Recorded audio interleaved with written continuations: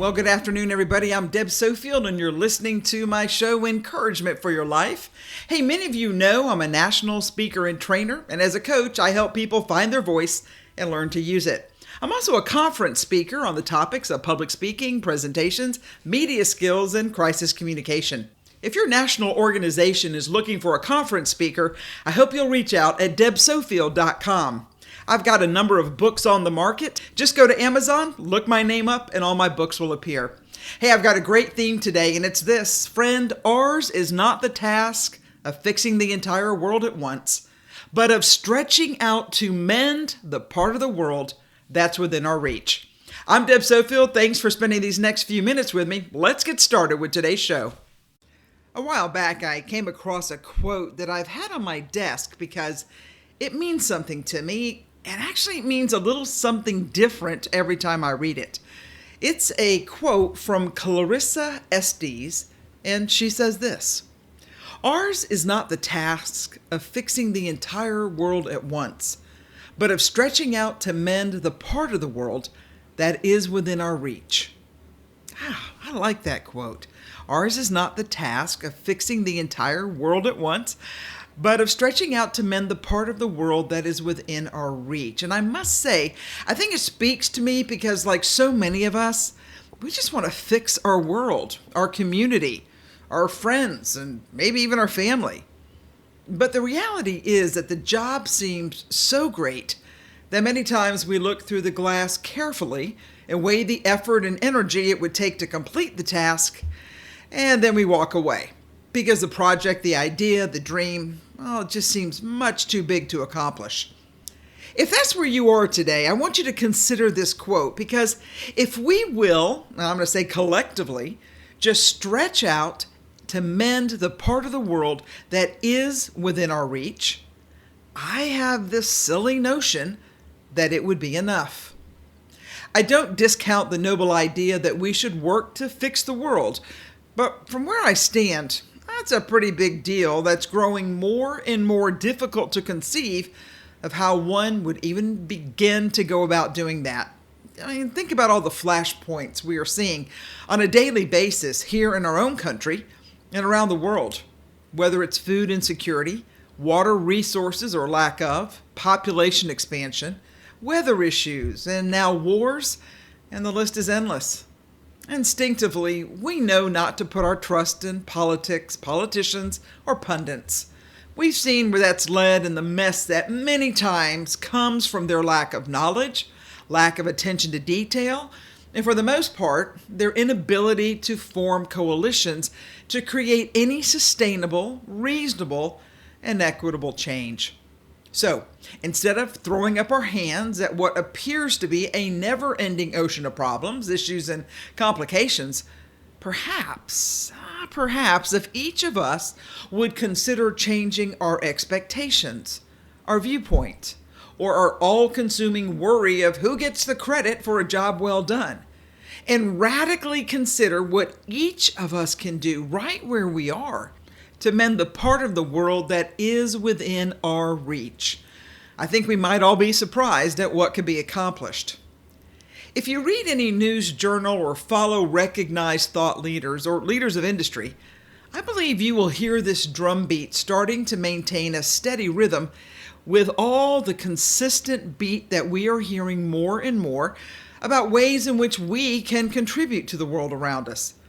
The fact is, it's going to take more than just hearing about the issues to actually doing something about the issues we can control. If I were to ask you to tell me, so what is within your reach that you can help mend or heal or restore that would have an impact to those around you? I believe you and I could both start where we are, and within a year, a month, a week of our service, we'd be amazed at the difference that we've made. So let me start with the one issue I know I talk about a lot, but I believe if you fix the family, if you start there, I think everything falls into place much easier. So let's start with family. Okay, I'm going to admit right up front, I have met so many people and I've heard their stories. And I admit, I know it's not easy to love those who have hurt you, maligned you, or really who haven't even been supportive of your hopes and dreams. And while I know you don't think you owe them anything besides basic kindness that you would afford literally any stranger, my idea isn't about them, but about you. And the twist is simply this. Friend, you need to take care of you and those you consider to be your family. Because when all is right with you, emotionally, mentally, and physically, and I'm going to say spiritually, you are more able to view those who have hurt you in a different light. But when you're hurting from the comments, actions, and abuse of others, hey, I admit, it wears a deep hole into your body, soul, mind, and even spirit. I know you rarely show others this side of who you are due to your position in life or your need to appear strong and firm for other family members and colleagues. Or for many, you're simply too tired to care anymore about the pain and embarrassment your family causes. But please consider this. You don't have to fix your entire world at once. I'm just asking that perhaps you consider stretching out to mend the part of the world that is within your reach. I'm not sure how that would look, but I can assume that it would start with a declaration of understanding that no one is allowed to speak to you, treat you, or act out towards you with disrespect. And if they do, stretch out and mend your world, body, mind, and soul, and keep them out of reach. You can always say hello from across the fence. You don't have to let them into your life if they choose not to meet the basic standards of decency and kindness that they would afford a stranger, but oddly not family. I want to focus on your dreams, the ones you left behind. I believe that when you stretch out to fill the part of your world that is within your reach, of your dreams that you set aside, left behind, or no longer consider worthy of you, once mended, I have a feeling that if you'll just give yourself permission, you will not only thrive, but you might dream again. And this time, in real time, and perhaps in color. Don't be discouraged because you don't have all the parts in place immediately to complete the task. Start working and doing your part, and then tell others where you're going, and see who comes alongside, with opportunities to help you create, imagine, or complete the dream. Understand, this is not about begging on Facebook for others to do the work you're too lazy to do, but quietly and thoughtfully and wisely choose to share with a few people your ideas, and let's see who might be able to help you on your path without drama. Just the energy to bring your ideas to life. I've always liked the saying that dreams don't work unless you do. And I'll add that you should believe in your dreams because you were given them for a reason. Walt Disney is famous for saying, if you can dream it, you can do it. And I'll leave you with a quote that says, don't let your dreams be dreams. For your dreams to come true, it'll take some stretching action on your part. So friend, don't get discouraged when all you want is probably within your reach if you will reach a little farther. Let me go back with my quote for the day. Ours is not the task of fixing the entire world at once, but stretching out to mend the part of the world that is within our reach. Listen, stretching's never easy. The body likes to keep itself in the same warm, comfortable place. So when you force, even gently, something from its grounded location, you're adding pressure that will unlock the unknown. Whether it's stretching to warm up muscles, or stretching to improve flexibility, or simply stretching to increase blood flow throughout the body. The idea of stretching and opening up yourself for many is, well, frankly, it's scary. And to others, it seems unnecessary. But you and I have been taught that to be limber, more athletic, even successful, we must stretch ourselves. To do the thing we are not wired to do because it's hard to start, and even harder when we're tired and discouraged. But I believe it's necessary for us to live our best life ever. I heard a speaker the other day say, remember, you can do hard things. And I'd have to agree. When you stretch your mind, your heart, your body, you're in a better position for success simply because you have now allowed a little opening into your crowded world. And that opening can allow light and energy and nutrition to feed the mind and body and soul. And once fed and stretched and opened, there is no telling what opportunity will open up to you. There was a book a number of years ago by Dr. Robert Cooper, and it was called The Other 90%. He's a neuroscientist, and in his studies, he postulates that for most of us, we use less than 10% of our brain. Okay, so that means we underuse our brain by a whopping 90%. Just imagine what you could do if you would stretch and develop your mind for success as you work to develop your body for good health. Sometimes stretching out of our comfort zone is the only way we'll achieve the desired results that we've all hoped for and dreamed about. But that will only happen when we care for ourselves and push open our dreams by stretching beyond what we think we can do. Because by stretching yourself and mending the broken places, there is no doubt that you will be able to fix all that is within your reach. Because, friend, remember, ours is not the task of fixing the entire world at once, but a stretching out to mend the part of the world that is within our reach. I'm Deb Sofield. You're listening to Encouragement for Your Life. Let me take a quick break. I'm going to come back and talk about ways we can fix the world, or at least that part that's within our reach. Stay tuned. I'll be right back. Hi, I'm Deb Sofield. I'm a national speaker and an executive speech coach based here in Greenville, South Carolina. Hey, friend, if you or someone you know is interviewing for a job or college or law school or medical, dental, veterinary school, call me. You need to be prepared for the interview. Together, we'll craft the answers to the questions that will be asked, even the hard ones, and I'll teach you how to connect with the interviewer, work on your positive body language, and give you the powerful words and answers that the interview requires. You know, for most interviews, there's a standard set of questions that you must know the answer to, and depending on what you're interviewing for, that conversation changes. You need an interview coach, and I can help. I have years of experience successfully coaching for all types of interviews, helping my clients succeed. I'd love to be on your team. Oh, friend, I'd love to be your coach. Find me online at debsofield.com. debsofield.com. Welcome back, everybody. I'm Deb Sofield. You're listening to Encouragement for Your Life. As I continue with my theme from Clarissa Estes, ours is not the task of fixing the entire world at once, but stretching out to mend the part of the world that is within our reach.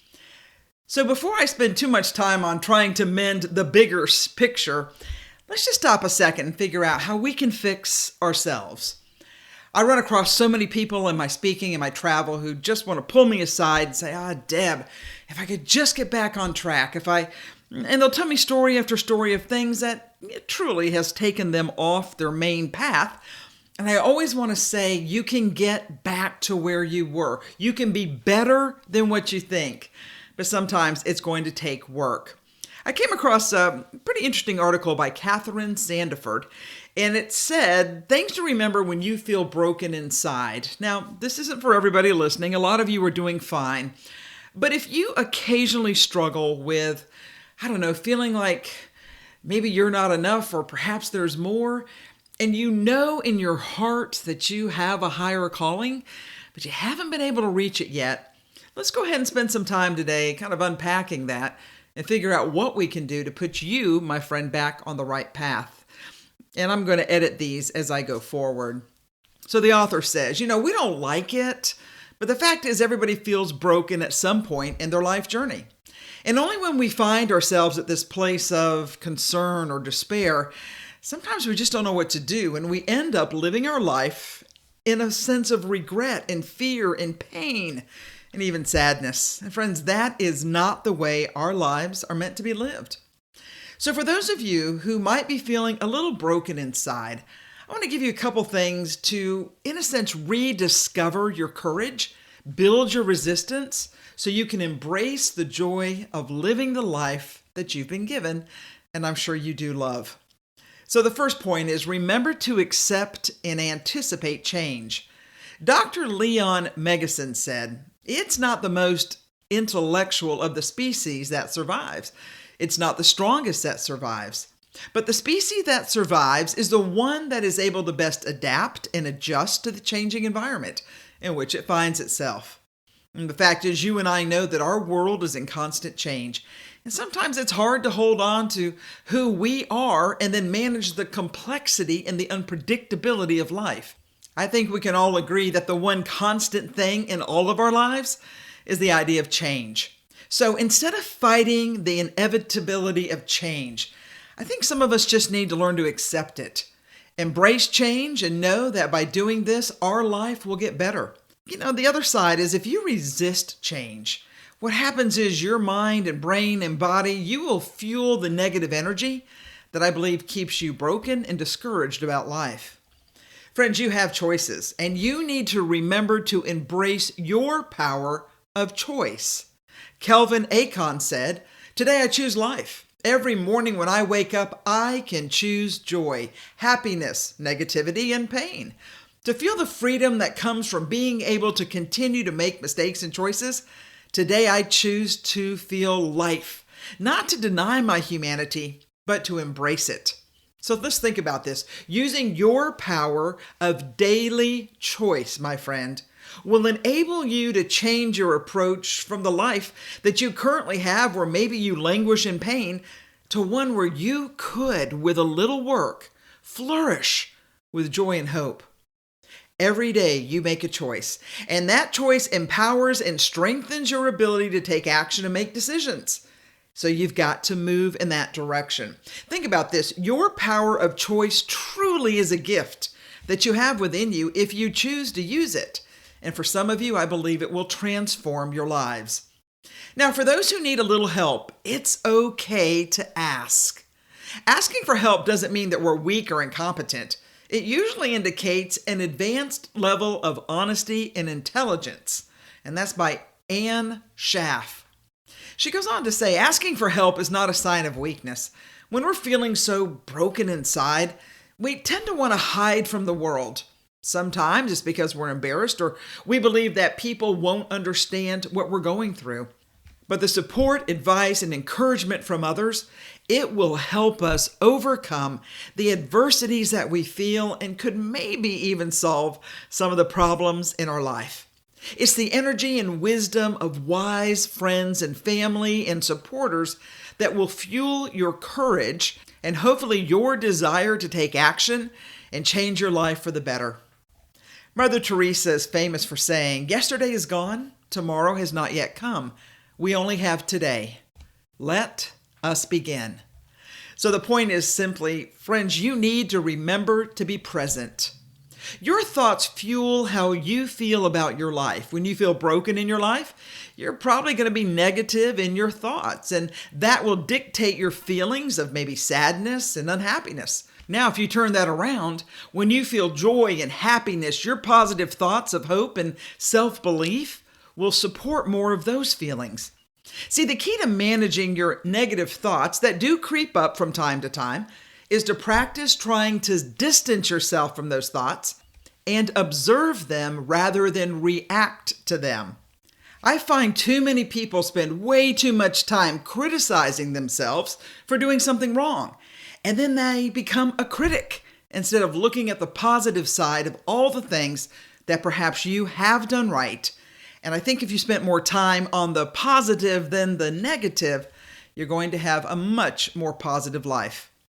And for some listening today, there was a time in your life when you did things that brought you joy. Joseph Campbell said, "Find a place inside where there's joy, and the joy will burn out the pain."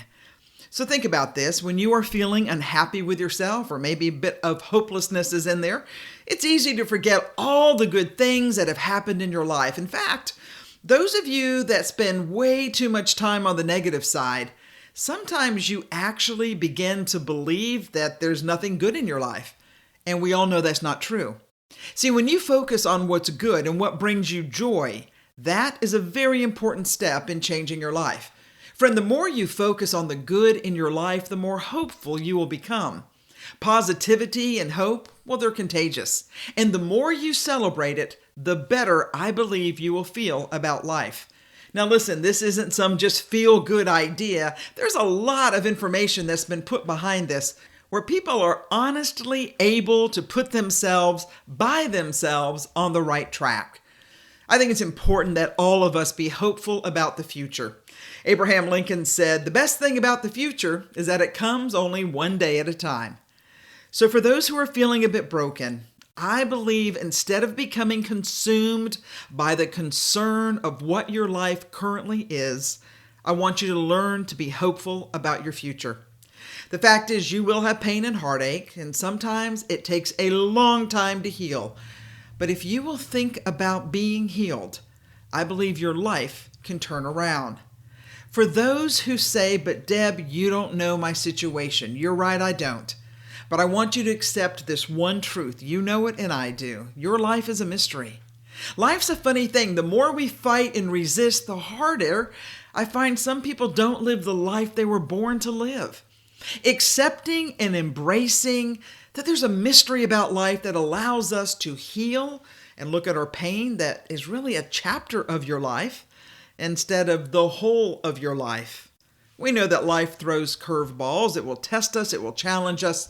But so far, you've survived all those challenges.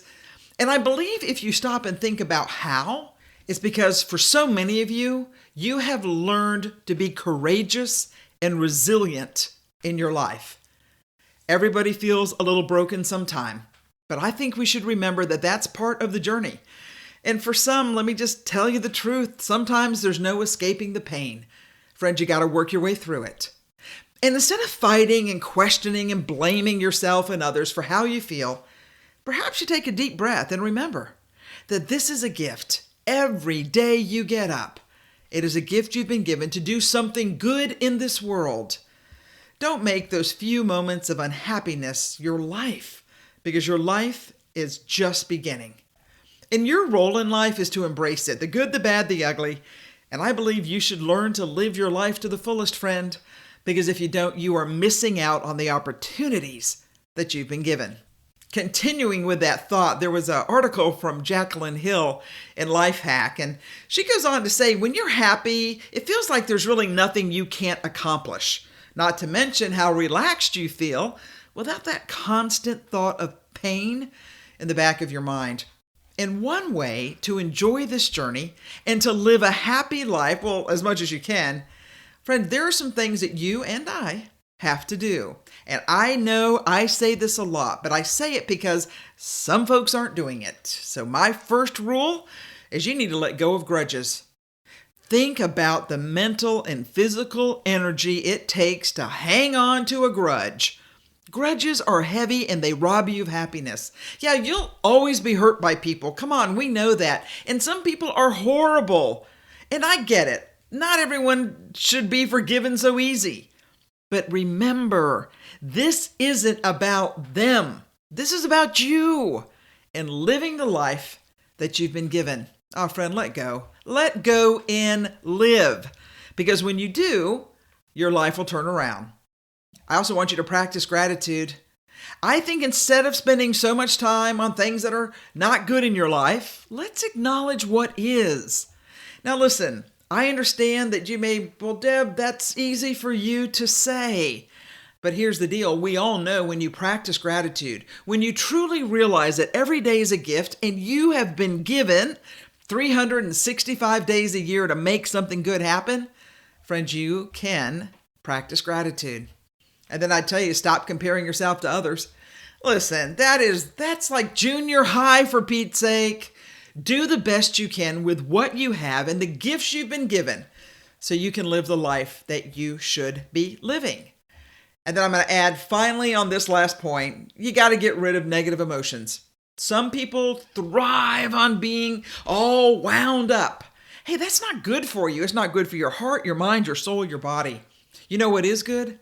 What is good is when you stop and realize, hey, maybe your job isn't the option to fix the entire world at once, but maybe you mend the part of the world that's within your reach.